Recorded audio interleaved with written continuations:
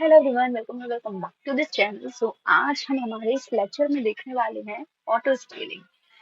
हमारे पास में क्या होता है, जब हम मल्टीपल मशीन्स के साथ में मल्टीपल जोन्स में मल्टीपल रीजन्स में हम वर्क करते हैं और हमें हमारा जो लोड है वो इंक्रीज होता है, तब हम वहाँ पर क्या करते हैं, लोड बैलेंसर का यूज करते हैं। बट जो ऑटो स्केलिंग होता है उसका मतलब होता है कि हमारी मशीन जो है automatically scale up and scale down होना चाहिए। जैसे हमारा लोड बैलेंसर में ऑटोमेटिकली लोड हमारी मशीन्स पे डिस्ट्रीब्यूट होता है, वैसे ही ऑटो स्केलिंग में हमारा क्या होता है, अगर हमारा लोड ज्यादा है तो हमारे ज्यादा मशीन्स लॉन्च होने चाहिए, स्केल अप होना चाहिए, और अगर हमारे लोड कम हो रहा है तो हमारी स्केल डाउन होना चाहिए, यानी कि मशीन्स ऑटोमेटिकली टर्मिनेट हो जानी चाहिए। सो स्केलिंग क्या होता है हमारे पास में। So, what is scaling? In cloud computing, scaling is the process of adding or removing compute storage and network services to meet the demands. A workload makes more for resources in order to maintain availability and performance as utilization increases. In simple words, as per our requirement, increasing the capacity of anything is called scalability. Auto scaling is nothing but automatic scaling of our capacity as per the requirement. हमारी requirement के according हमारी capacity का increase हो जाना या decrease हो जाना, वो हमारा होता है स्केलिंग। ठीक है, हम किसी भी चीज की पावर को इंक्रीज करने को हम क्या बोलते हैं, स्केलेबिलिटी। ठीक है। ऑटो स्केलिंग क्या होता है कि ऑटोमेटिकली इंक्रीज होना और ऑटोमेटिकली डिक्रीज होना, उसे हम बोलते हैं auto scaling.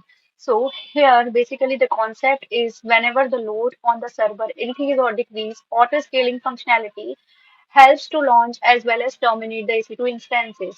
So here if you see, scaling is done in both ways. We are increasing as well as decreasing the horizontal capacity. So scale up, scale out means increasing the number of EC2 instances, and scale in, scale down means decreasing the number of EC2 instances. So हमारे पास में क्या होती है, scaling activities होती है। Like अगर हम हमारे इंस्टेंसेस को इंक्रीज कर रहे हैं तो वहां पर हमारा स्केल अप होता है या फिर स्केल आउट होता है। हम उसे स्केल अप भी बोलते हैं, स्केल आउट भी बोलते हैं। और जब हमारी जो इंस्टेंसेस हैं वो हमें डोमिनेट करने हैं तो हम वहां पर बोलते हैं स्केल इन या स्केल डाउन। तो ये हमारे पास में ऑटो स्केलिंग होता है। ठीक है, अब हम देखते हैं हमारे नेक्स्ट स्लाइड में। So scaling in AWS, auto scaling is region specific. We can not do auto scaling between two regions as happens in availability zones, and we can distribute the instances evenly availability zones. Here we create group of EC2 instances which can scale up and scale down as per the condition we set. So auto scaling ensures that we have right number of EC2 instances to suffice our needs all the time. Also, autoscaling helps us reduce the cost by cutting down the number of instances when not needed. Important point, no extra cost is needed for autoscaling, only cost of EC2 instances. जो हमारा auto scaling activity है वो हमारी reason specific होती है, और हमें ये ध्यान रखना होता है कि हमारे सारे अवेलेबिलिटी जोन में, लाइक हमारे पास में ए जोन, बी जोन, सी जोन है, तो तीनों में हमारे equally number of EC2 instances होने चाहिए। लाइक अगर हमने एक जोन में एक इंस्टेंस कर दिया है, दूसरे जोन में हमने तीन, तीसरे जोन में हमने पांच कर दिए हैं, तो ऐसा हम नहीं कर सकते। हमें अगर एक में हमने दो रखे हैं तो दूसरे में भी दो और तीसरे में भी हमें दो रखने होंगे। अगर हमने एक में तीन रखे हैं तो हमें उसमें भी तीन और एकदम क्लोज टू नियर हमें रखने होते हैं। लाइक तीन या दो हम रख सकते हैं। अगर हमें 7 इंस्टेंसेस की जरूरत है तो हम दो दो तीन ऐसे भी हम रख सकते हैं। So here we create group of EC2 instances which can scale up and down. हमारा जो है स्केल आउट भी हो सकता है और स्केल इन भी हो सकता है। और जो हमारा ऑटो स्केलिंग होता है उसमें हमारी EC2 इंस्टेंसेस का ग्रुप होता है। ठीक है, और इसमें हमें कोई भी एक्स्ट्रा कॉस्ट हमें नहीं देना होता है, सिर्फ हमारे जो EC2 इंस्टेंसेस है उसका तो हमें चार्ज देना ही पड़ता है। सिर्फ हमें इंस्टेंसेस का ही चार्ज वहां पर लगता है। हमारे पास में कुछ इंपॉर्टेंट पॉइंट्स हैं related to auto scaling. Auto scaling makes sure that all the launches instances are balanced in between the set of availability zones. Just in case there are not balanced or weak later at the instances, auto scaling tries to balance it out automatically. Here the criteria is we can only add additional EC2 instance to the uh, ASG group, auto scaling group, only if the EC2 instance is in running state.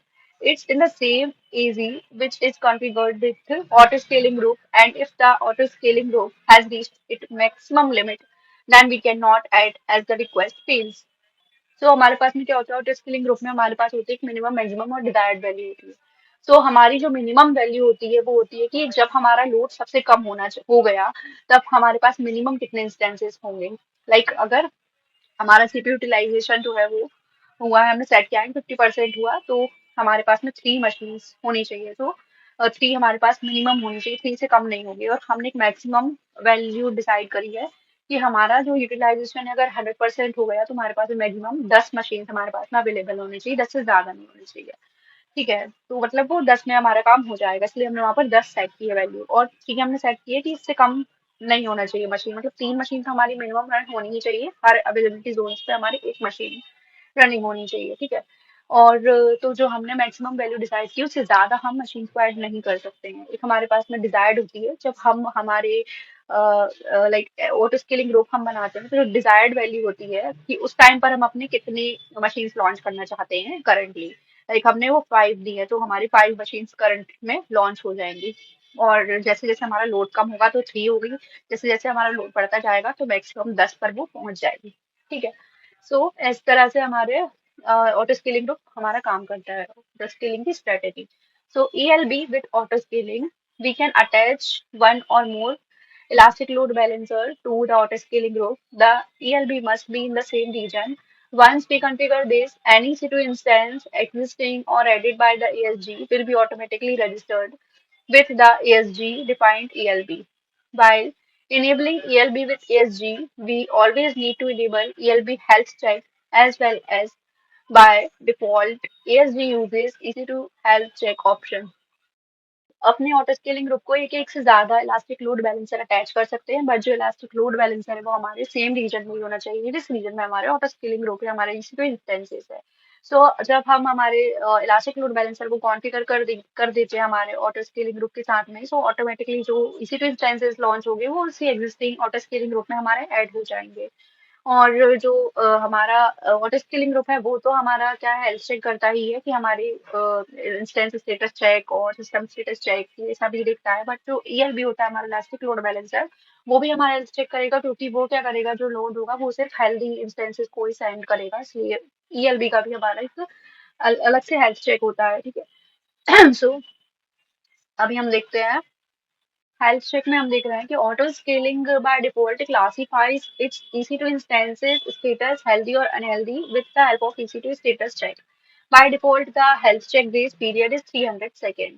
This means once the instance is launched, after that till 300 seconds, there will be no health check.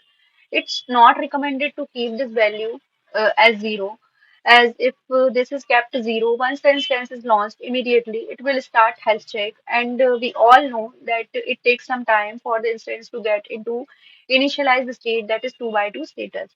So until the grace period times expires, any unhealthy status reported won't be acted upon by the auto scaling group.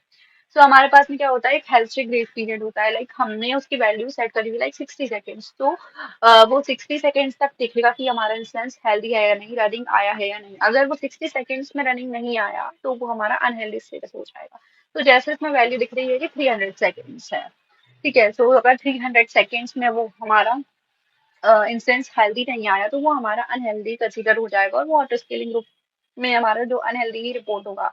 But उसके पहले वो ऐसा नहीं करेगा, like हम value जो है zero set नहीं कर सकते, क्योंकि हमारा हमने जो भी अपने प्रैक्टिकल परफॉर्म किए हैं उसमें हमने देखा है कि हमारा 2 by 2 इनिशियलाइजेशन स्टेट आने में बहुत ज्यादा टाइम लगता है, रनिंग स्टेट जो है हमारी वो आने में हमारा बहुत टाइम लगता है। ठीक है। सो हमें उसके लिए थोड़ा बहुत टाइम हमें वहां से सेट करना होता है। अब हम देखते हैं हमारे some important points हैं, like rebalancing. Here the termination of instances will happen first in case it's unhealthy.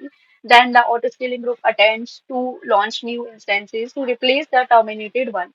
The elastic IP and EBS volume gets detached from the terminated instances. Then we may need to manually attach them to new instances.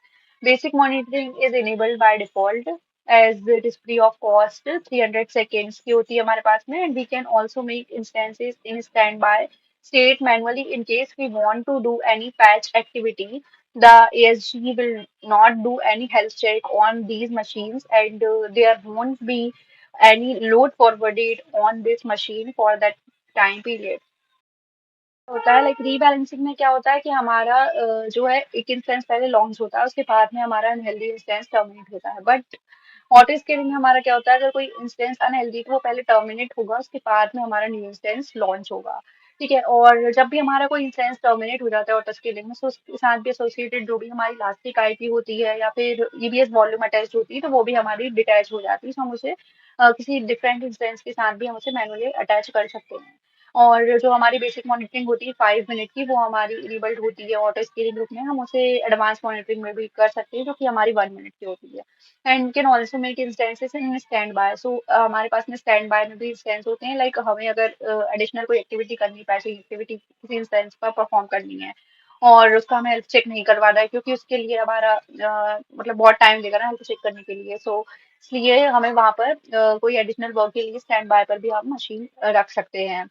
और there won't be any load forwarded on this machine for that time period. So हमारे उस machine पर कोई भी load forward नहीं होगा उस time period के लिए। तो हम स्टैंड बाय पर भी हमारे मशीन्स को रख सकते हैं। तो जो हमारा स्टैंड बाय वाला जो हमारा EC2 इंस्टेंस होगा, वो हमारा ASG का पार्ट तो है, लेकिन उस पर कोई भी हमारा ट्रैफिक डिस्ट्रीब्यूट नहीं हो रहा है और उसके ऊपर कोई भी हमारा हेल्थ चेक नहीं हो रहा है।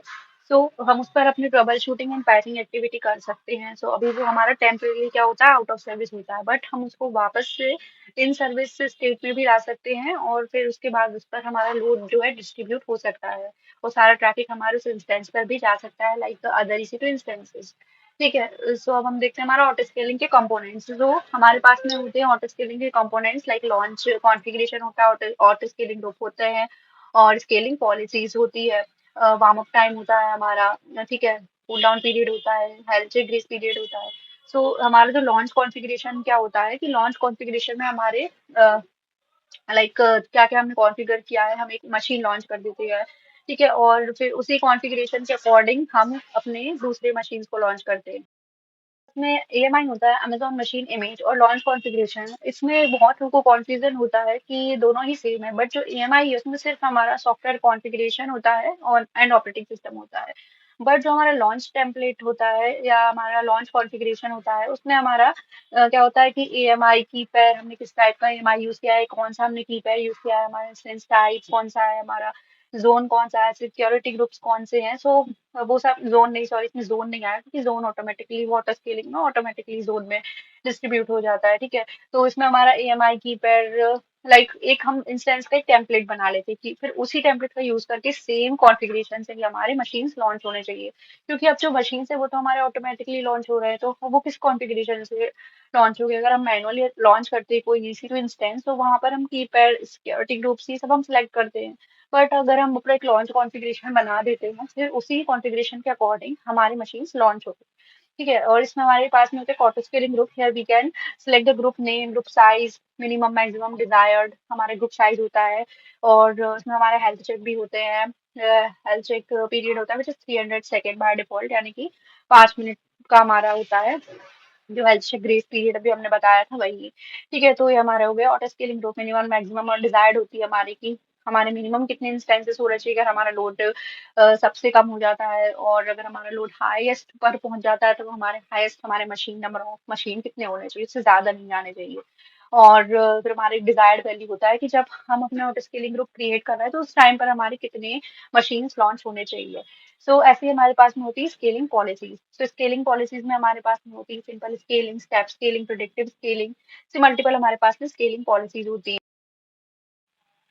So thanks for watching today's lecture. हम हमारे नेक्स्ट लेक्चर में हमारा वार्म अप टाइम देखेंगे, कूल डाउन पीरियड देखेंगे, हमारी स्केलिंग पॉलिसीज जो है वो डिटेल में हम कवर करेंगे हमारे नेक्स्ट लेक्चर में। Target tracking policy, simple scaling policy, step scaling, schedule scaling, और बहुत सारी हमारे पास में स्केलिंग एक्टिविटीज होंगी। और हम उसके बाद में अपने जो है प्रैक्टिकल भी परफॉर्म करेंगे कि हम ऑटो स्केलिंग कैसे हम एक्चुअल वर्क करते हैं। So तब तक के लिए stay tuned with this channel and do like, share and subscribe to this channel, and thanks for watching this video and keep learning and keep enjoying your life.